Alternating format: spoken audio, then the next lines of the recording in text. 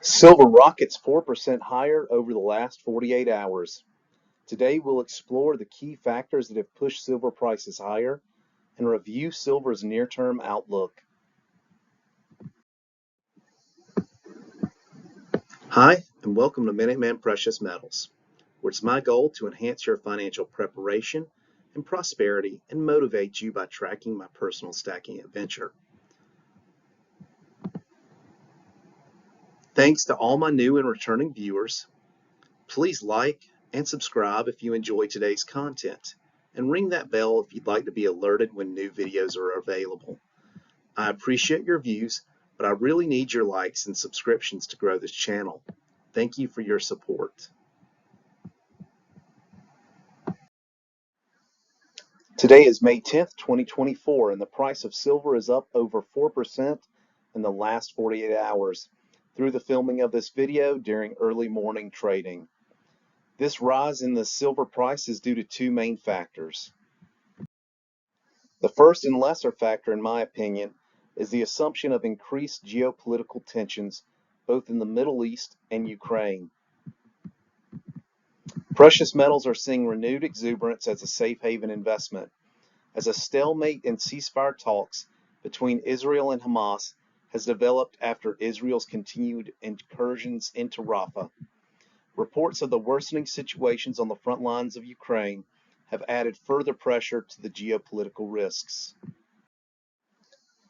The larger factor in my mind is interest rates, as multiple central banks are gearing up to cut interest rates following years of monetary tightening. In Sweden, the Riksbank made the move to cut interest rates by 0.25% to 3.75%. This cut was the first since 2016. And in the UK, the Bank of England voted by a narrower 7-2 margin to keep rates unchanged instead of cutting them. This was one vote more than the 8-1 margin of the previous meeting, showing an increased willingness on the part of policymakers to entertain rate cuts.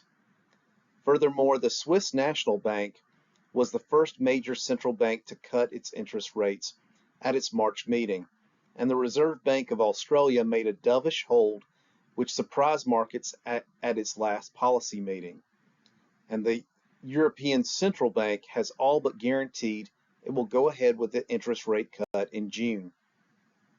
The U.S. Federal Reserve is now the major exception, as they continue to signal their intention to keep rates high for the foreseeable future.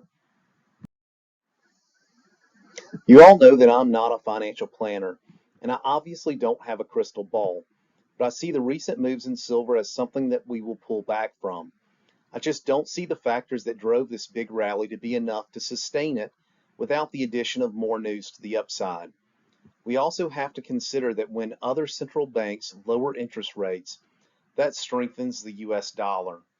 That creates another headwind for the silver price, as it is denominated in US dollars. That means as other countries' central banks lower interest rates, the price of silver goes up in their local currencies, even if it does not move in US dollars.